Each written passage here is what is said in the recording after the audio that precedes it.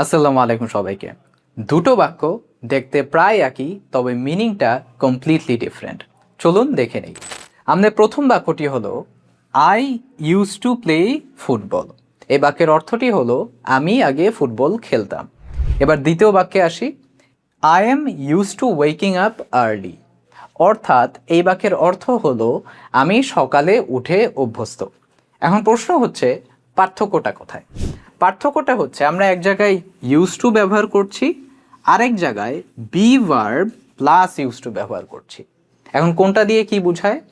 আপনি যদি এমন কিছু এক্সপ্রেস করতে চান যেগুলো আগে করতেন তবে এখন করেন না, সেই ক্ষেত্রে আমরা ইউজ টু ব্যবহার করি, যেমনটি এখানে ব্যবহার করা হয়েছে।